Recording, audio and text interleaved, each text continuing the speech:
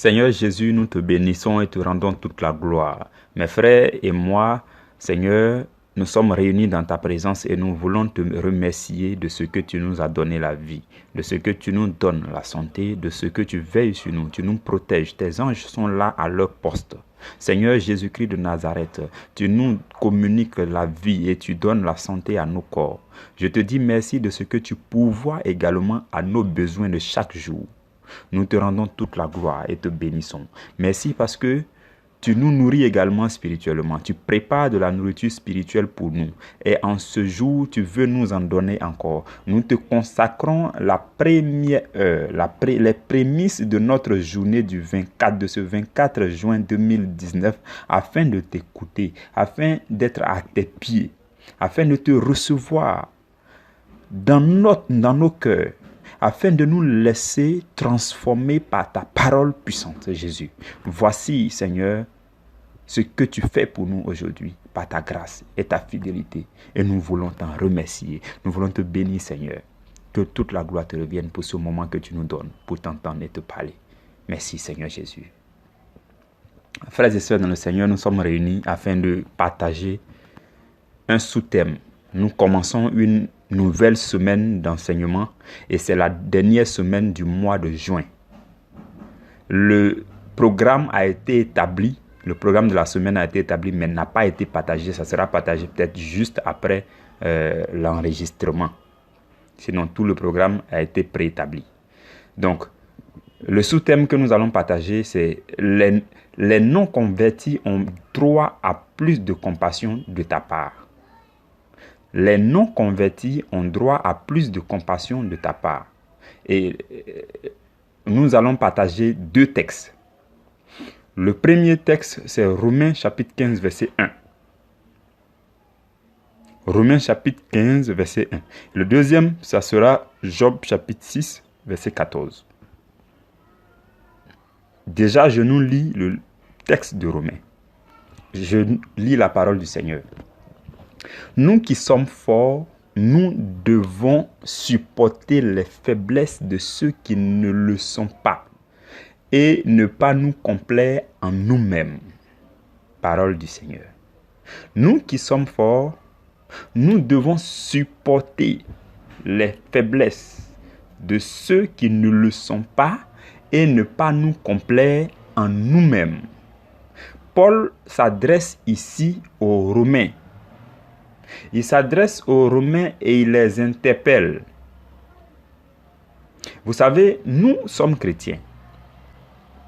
Nous sommes chrétiens. Nous qui sommes chrétiens, c'est-à-dire nous qui sommes nés de nouveau, qui avons cru dans notre cœur que Jésus-Christ est Seigneur et qui avons proclamé de notre bouche que Dieu l'a ressuscité d'entre les morts.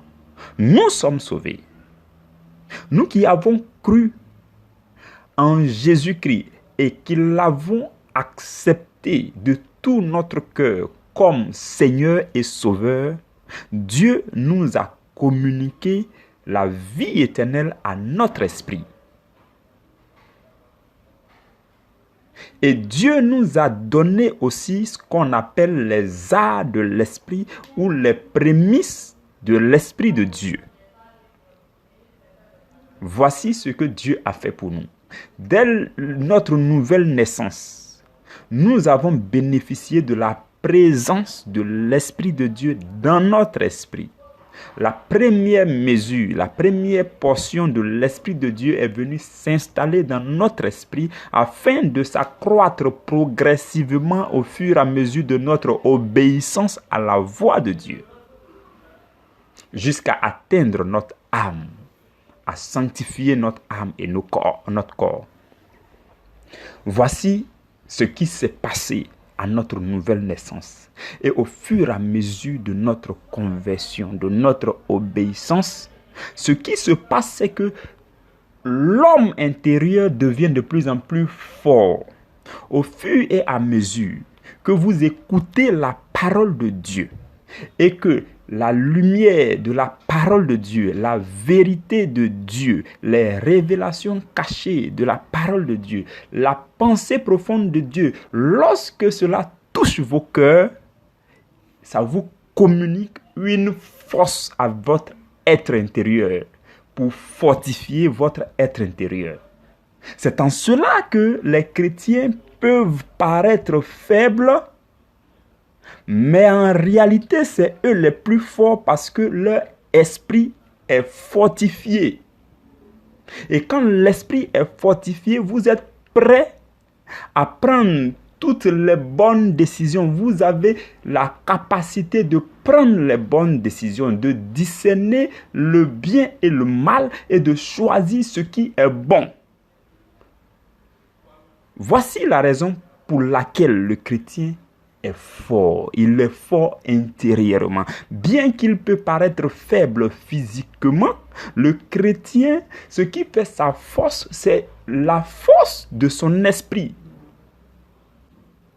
La force que lui a communiquée la parole de Dieu et l'esprit de Dieu dans son esprit. Voici ce qui rend le chrétien fort. Et Paul pourra dire par exemple que lorsque je suis faible, c'est alors que je suis fort. Paul le disait parce que il nous arrive à nous les chrétiens de souffrir, d'être faibles parce que nous avons décidé d'obéir aux exigences de la parole de Dieu. Nous décidons d'en souffrir. La parole de Dieu dit, il ne faut pas faire ceci, cela. Quand vous décidez d'obéir, vous en souffrez. Parce que votre chair aurait souhaité cela, mais comme vous vous privez de cela, vous en souffrez. Quand vous prenez un temps de jeûne, vous êtes en train d'imposer des privations à votre corps et pour cela, vous en souffrez dans votre chair et donc vous paraissez faible aux yeux des gens. Mais en réalité, c'est alors que vous êtes fort.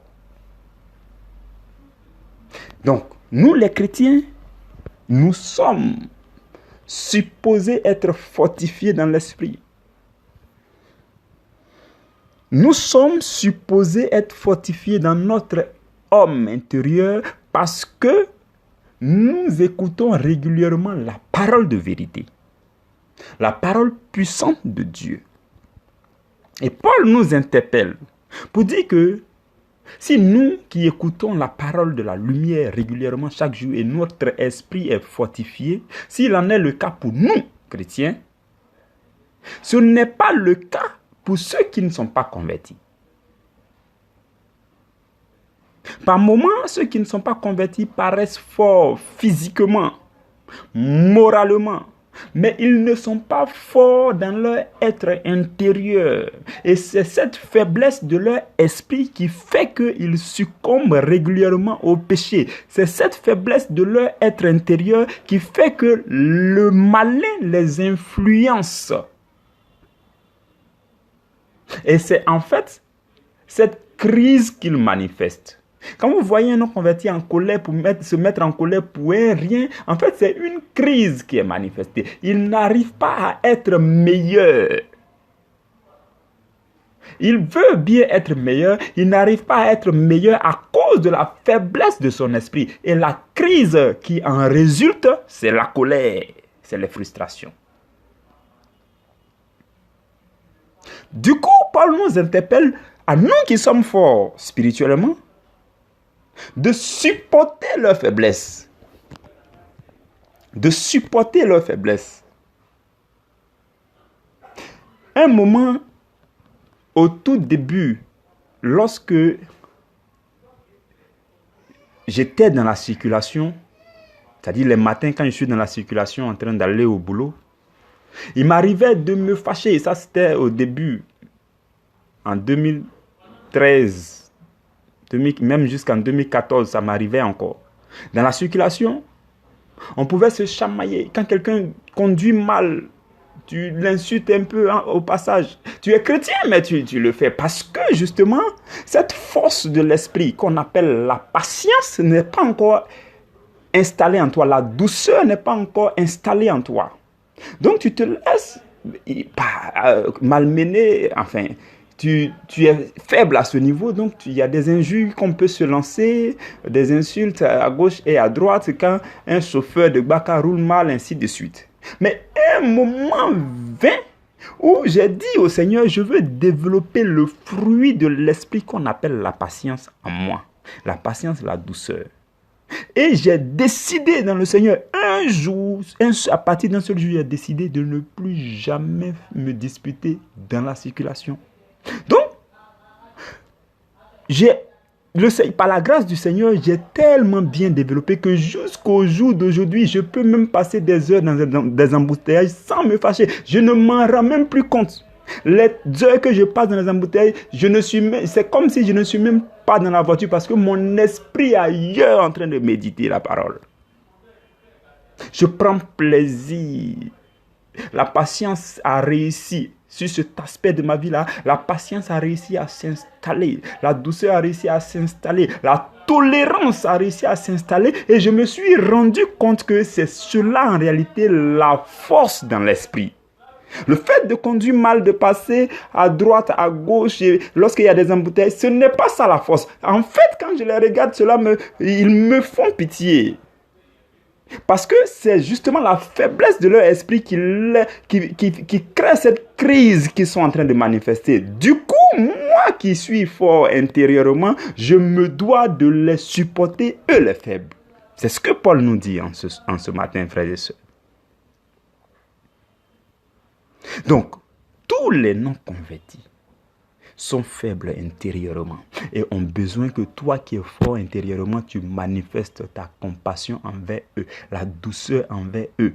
C'est alors qu'ils vont découvrir cette merveilleuse attitude-là en toi et qu'ils vont un jour se remettre en cause pour dire « Mais et si je cherchais à être comme lui ou comme elle ?»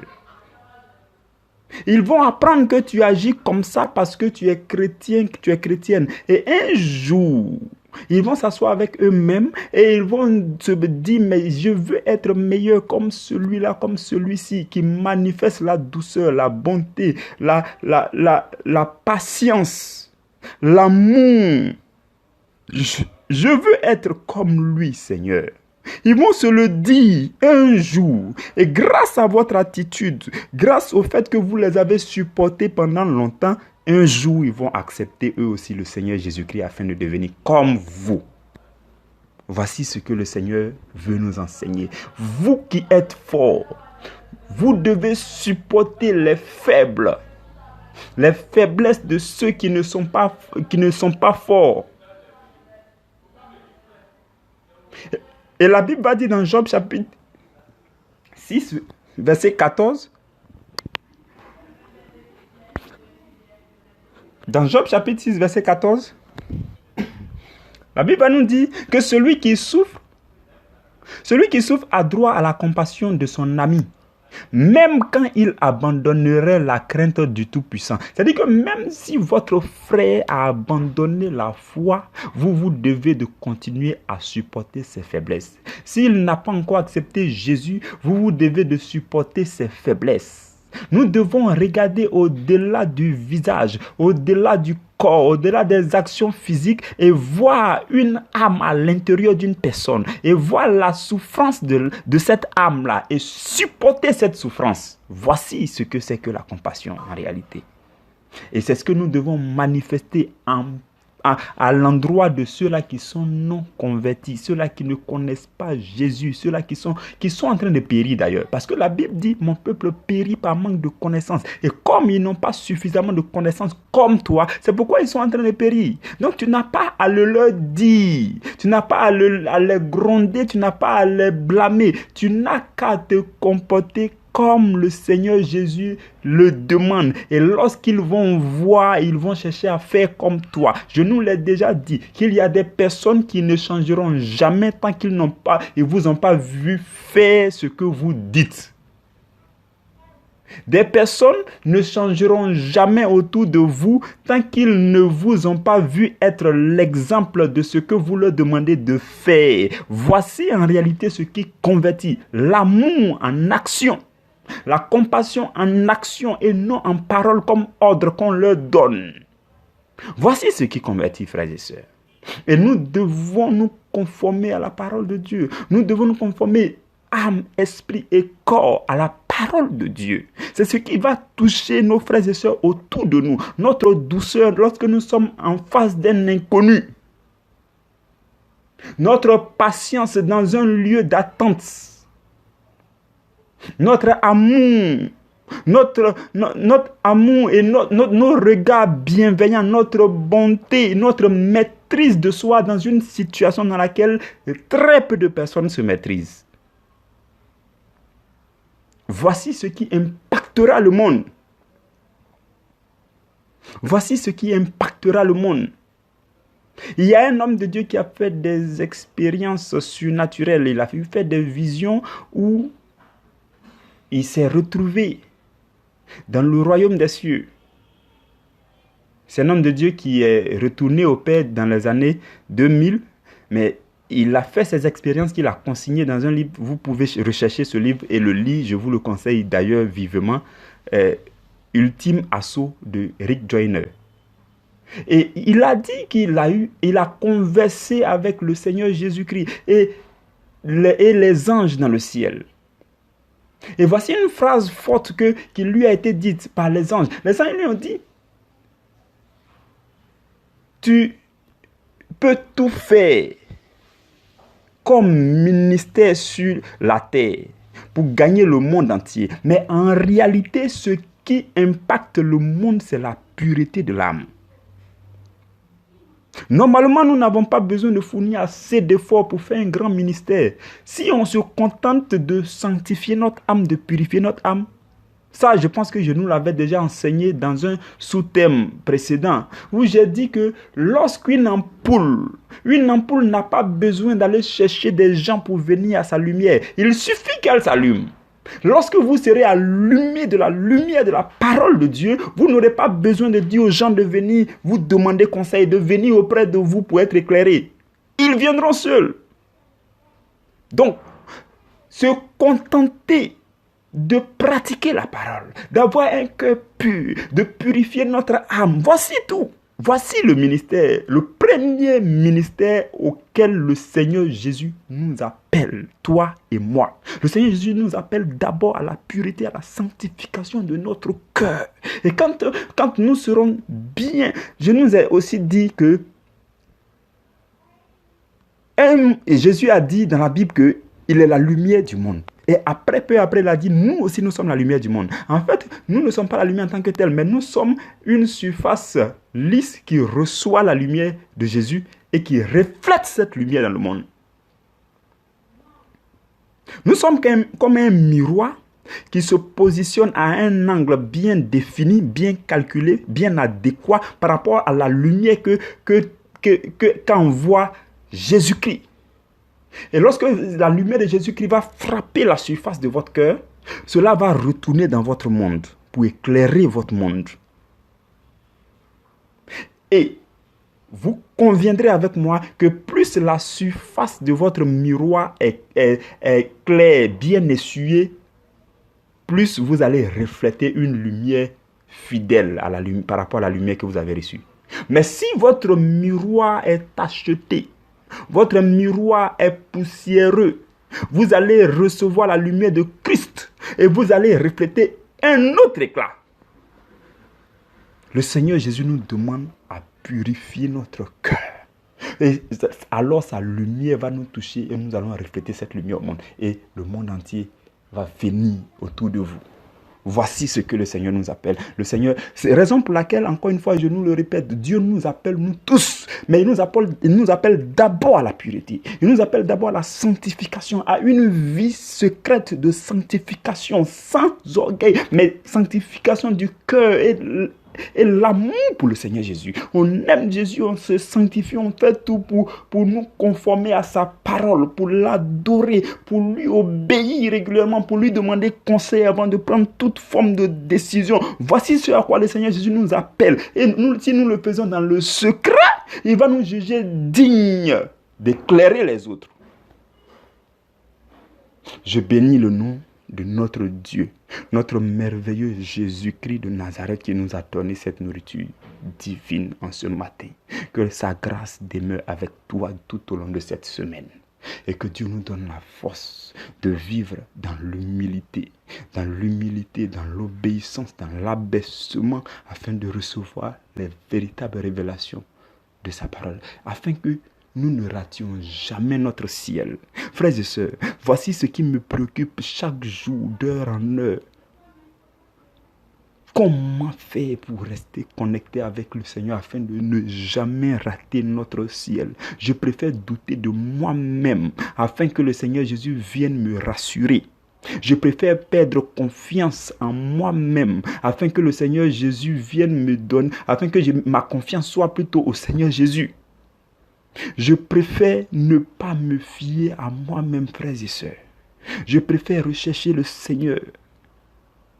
Et je prie que Dieu nous accorde à nous tous cette grâce, la grâce de le rechercher, la grâce de pratiquer sa parole, la grâce d'écouter son esprit, de lui obéir. Que Dieu vous bénisse abondamment. Amen.